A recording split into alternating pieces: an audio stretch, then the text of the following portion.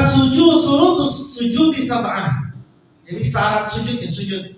Kenapa sujud ini ada syaratnya sendiri, ada kewajiban sendiri karena ulama nanti banyak mengatakan bahwa inti daripada sholat itu ada nanti di posisi sujud. Maka sujud ini punya syaratnya sendiri, punya syarat sendiri dan yang perlu digarisbawahi. Ya meskipun yang lain juga ada syaratnya, rukuk juga ada syaratnya, ini tidak ada syaratnya. Tapi maksudnya di kitab-kitab fikih itu sujud itu dihususin sendiri syarat-syarat dari wajibnya sujud. Apa yang pertama adalah ayyasjuda ala sab'ati aqwa. Sujudnya itu harus dengan 7 anggota badan. 7 anggota badan. Sujudnya itu harus dengan 7 anggota badan. Apa yang 7 anggota badan itu? Yang pertama apa? Jidat. Yang kedua, dalamnya, kedua telapak dalamnya nih ya. Jadi sujud begini nggak boleh. Sujud ngepel gini nggak boleh. Sujudnya harus pakai kedua telapak tangan. Terus 2, 3 tuh. Keempat dan kelima dengan 2 lutut. Dengan 2 lutut. Udah berapa tuh? Udah 5 dia. 1, 2, 3, 4, 5. 6 dan 7 butunu asobi'ir rijlaini.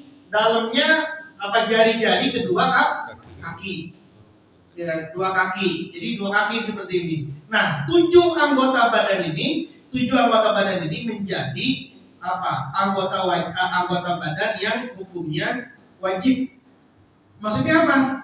Kalau dia sujud dengan menghilangkan salah satunya, jadi misalnya sujud, padahal dia nggak lagi sakit, nggak lagi apa, tapi lagi sujud tangan yang satu ini begini, tangannya satu begini sambil garuk-garuk, gitu loh. Jadi Allah Akbar lagi sujud, tangan yang kirinya doang lagi ke bawah, tapi tangan kanan itu garuk-garuk begini sampai dia rapi sujud. Kemudian dia duduk di antara 2 sujud, tetap dia dalam posisi begini tangannya. Berarti kan satu tuh kurang tuh, satu tangan kurang, padahal dia lagi tidak sakit. Nah itu berarti sujudnya tidak sah. Kalau sujudnya nggak sah, berarti ya semuanya juga menjadi tidak sah. Karena tadi sujud itu harus dengan 7 anggota badan. Ini karena hadis Nabi bersabda, umirtu an asjuda ala sab'ati a'zomin. Aku diperintahkan untuk bersujud atas 7 tulang, 7 anggota badan. Yang pertama minal jubha wal yadain wa rukbatain wa atrafil qadamain. Gitu ya. Wa alla akifas yaba wasidri wasari. Dan aku tidak menutup dengan baju ataupun dengan rambut. Jadi kalau rambut ini kemudian rambutnya menutupi jidat, sujud menutupi jidat karena dia nggak pakai peci misalnya gitu ya, maka kemudian bisa menjadi batal. Kenapa? Karena terhalang dengan anggota badan yang lain atau terhalang dengan benda yang lain. Tapi kalau memang jidatnya ada bulunya dan bulunya panjang, ya nggak apa-apa gitu. Nah itu jadi misalkan jidatnya ini ada bulunya ini lebat misalnya gitu, ya nggak apa-apa itu karena itu bagian dari jidatnya. Yang nggak boleh itu rambutnya, karena rambutnya panjang nggak pakai peci atau nggak dikuncir lalu kemudian dia nutup, atau dia pakai pecinya ke bawah banget gini, ke bawah pecinya. Makanya orang pakai peci itu kan kelihatan gitu, nih peci ngerti apa enggak kan, jidatnya kelihatan kena apa enggak nih, jidatnya kena apa enggak gitu. Kenapa enggak? Yang kedua, wa antakuna jubhatau maksufah ini. Yang kedua syaratnya adalah jubahnya maksufah. Tadi itu jidatnya ini harus terbuka, tidak boleh tertutup. Keningnya, jidatnya harus terbuka, tidak tertutup.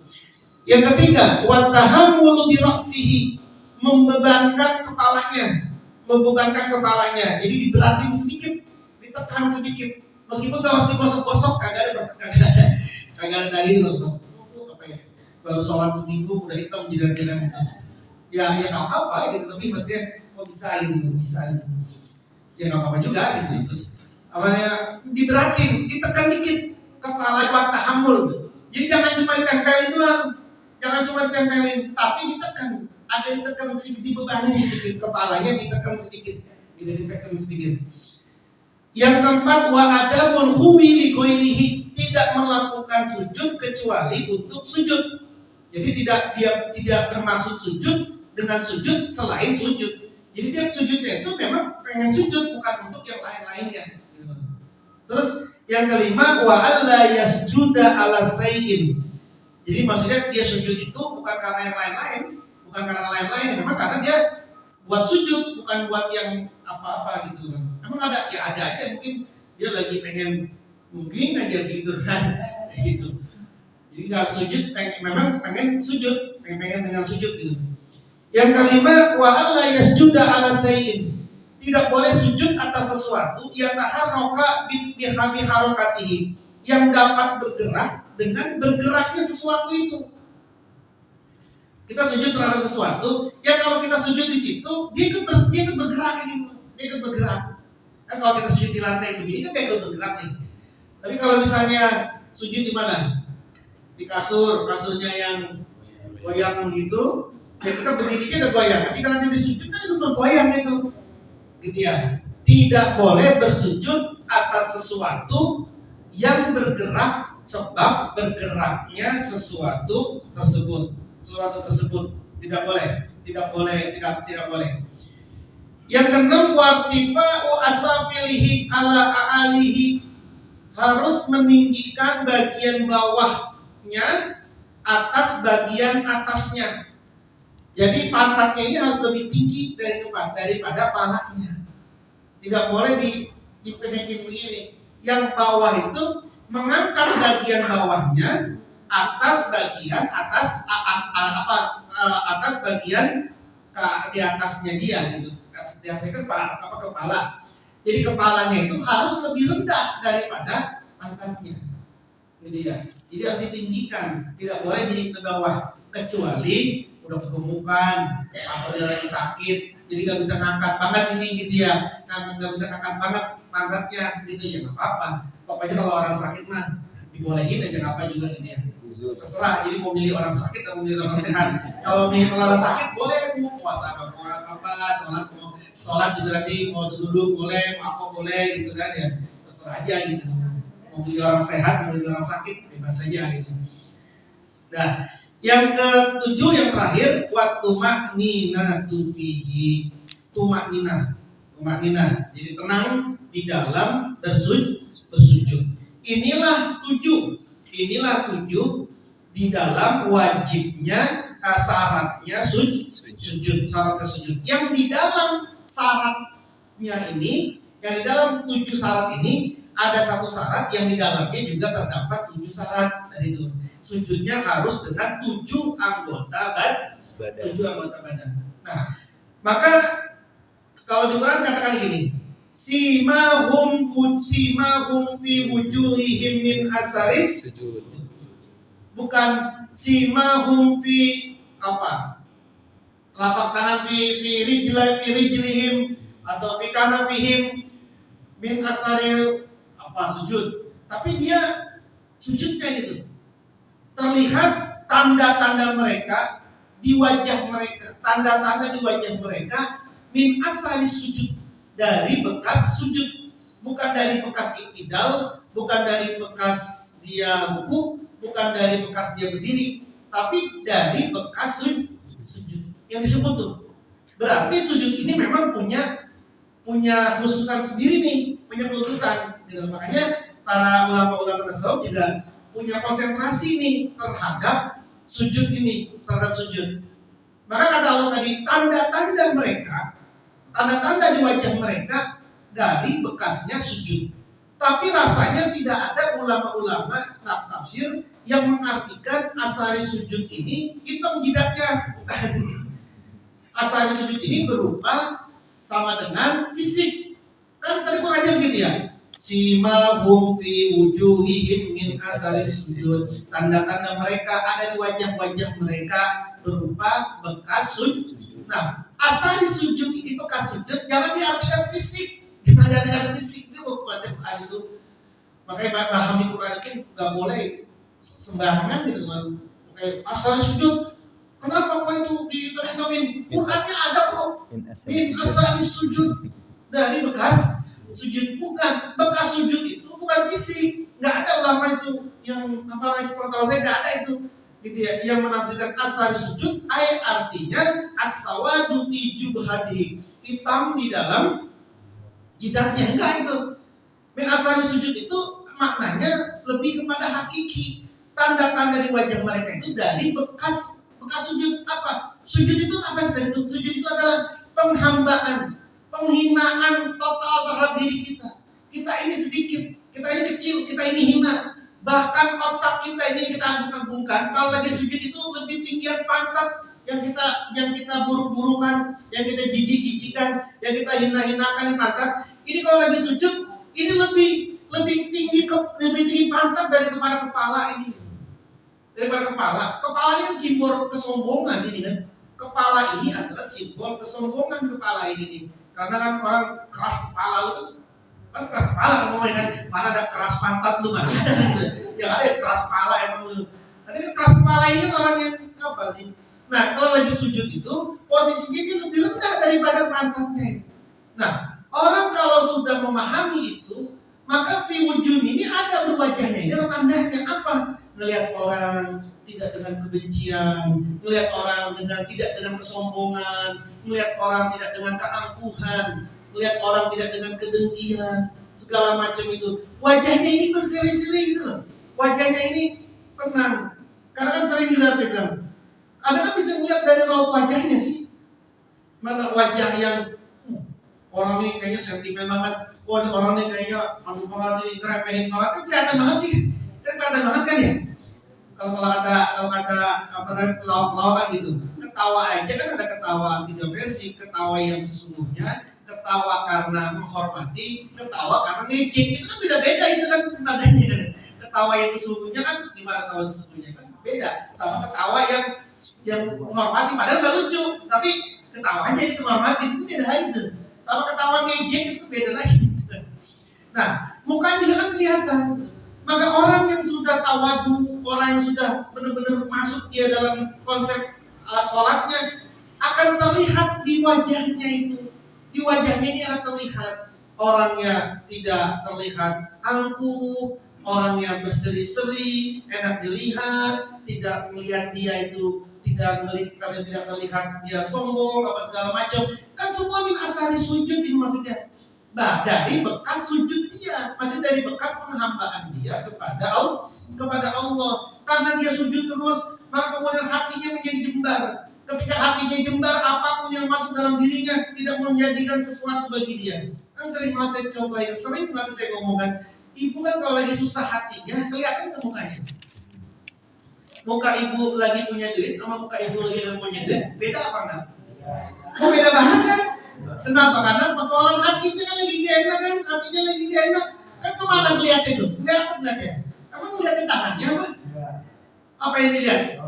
Raut mukanya, wajahnya. Nah, tapi ketika dia sudah ahli sujud, ahli ibadah, lagi susah, tetap dia tenang, tetap dia pasrah pada Allah. Lagi suka, tetap dia tenang. Terlihat banget di wajahnya itu. Nah, itu namanya min asaris sujud. Simahum fi wujuhihim min asaris. Dan pernah dikatakan wasjud waqtarib. Sujudlah kamu, waqtarib, dan mendekatkanlah dirimu. Mendekatkan dirimu itu dengan sujud. Dan ini dikuatkan oleh sabda Nabi, aqrabu ma yakunul abdu min rabbih wa huwa sajidun fa aksirud du'a. Paling dekatnya sesuatu yang hamba lakukan dari Tuhannya adalah ketika dia sedang sujud.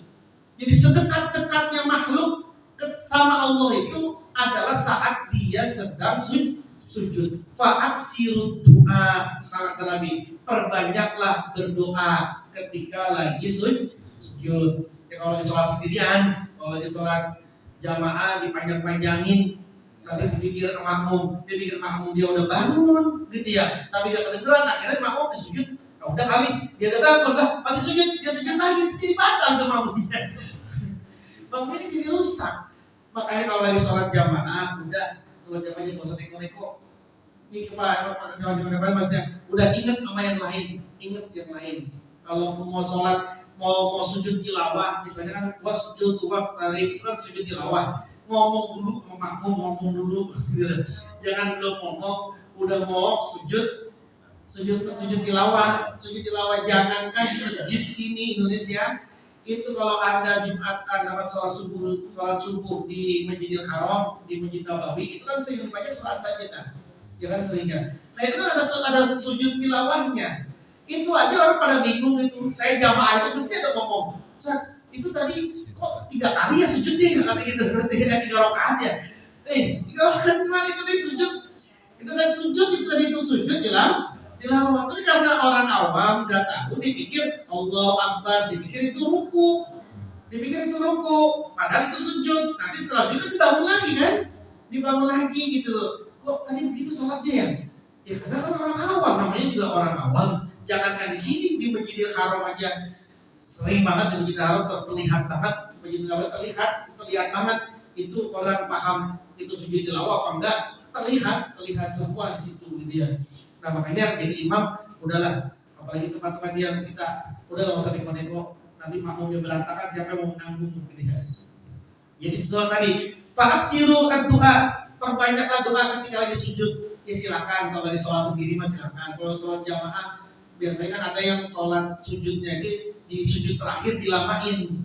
Kan memang ada amaliyahnya, sujud terakhir itu dilamain doanya. Tapi kalau lagi jamaah, lagi ngimamin, ya nggak usah lah dipakai. Apalagi kalau lagi ngimamin. Kalau lagi jadi makmumnya juga jangan. Udah ikut imam bangun, makmum bangun, dan begitu. Tapi kalau jadi imam, jangan kelamaan tadi tuh. Nanti makmumnya ngerasa, udah bangun kali ini, gitu ya. Nggak kedengeran, dia bangun dah tuh. Allah Akbar, nggak taunya masih sujud. Dibalik lagi ke sujud lagi, karena refleks kan, gitu. Itu rusak semua jadinya. Gitu.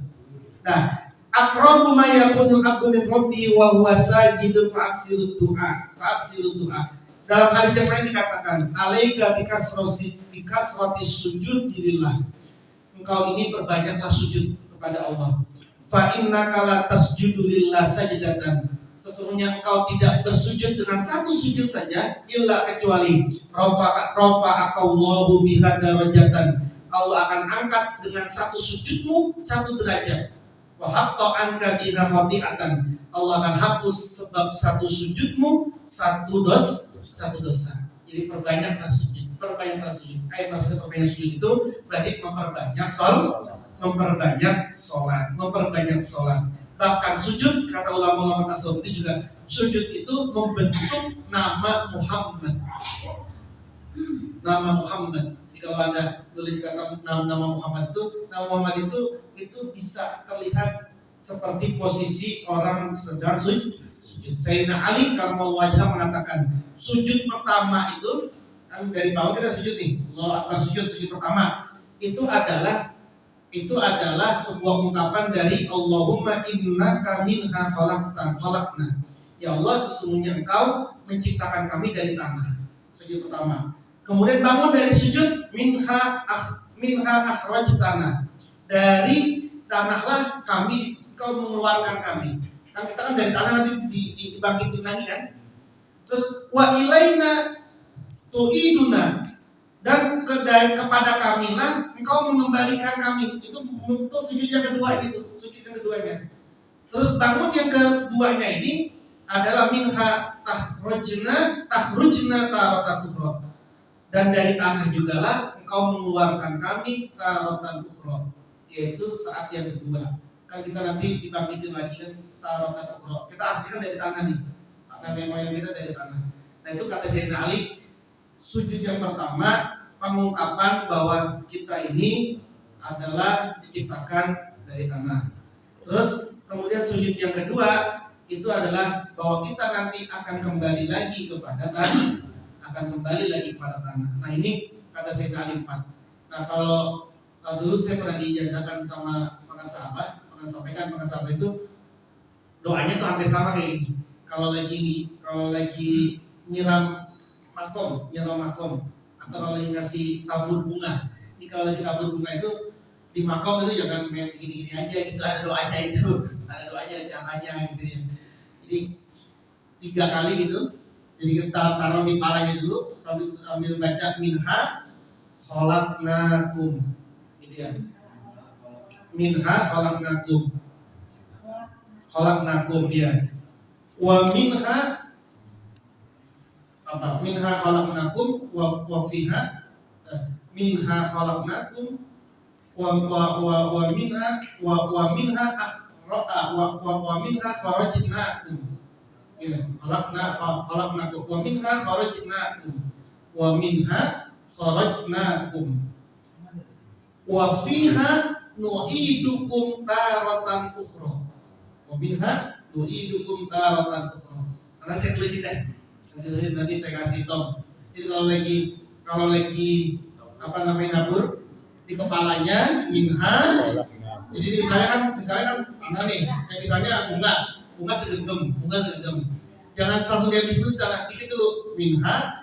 Terus khalaqnakum habis gitu kan seperti ini. Gitu ya. Terus sampai terakhir wa fiha nu'idukum taratan ukhra. Nah, jadi pun juga gitu kalau pakai air mawar jangan saja gini. Nah, ada caranya teman. Semua ada caranya gitu. Semuanya ada caranya. Ya. Semua ada caranya. Betul diajarin tuh. Saya dikasih itu ketika lagi ke makomnya Joko Tingkir tuh. Yang lagi rame. Joko Tingkir dulu tahun berapa? Di Jogja itu. Kemudian malam-malam satu sama sahabat makom ke makom lalu udah disiapin bunga gitu di situ. Kalau ya kak, madrasah bacanya gitu. Dibaca kencang sama orang. Oh ini bacaannya. Caranya juga begini gitu. Nah, kedua lagi baca nah, terus kemudian tiga tadi saya tulisin ya. Kok tadi agak ngeblank gitu. Minha khalaqnakum wa fiha nu'idukum taratan. Nanti saya tulis. Nanti tadi saya kasih agak ngeblank ini. Jadi ya. Jadi kayak gitu caranya. Nah, baik. Jadi akhirnya sujud, tadi sujud di sini menjadi sesuatu yang penting banget di dalam sholat ini, dan itu menjadi ukuran apa namanya ketawaduan dan penghilangan kesombongan manusia kepada Allah.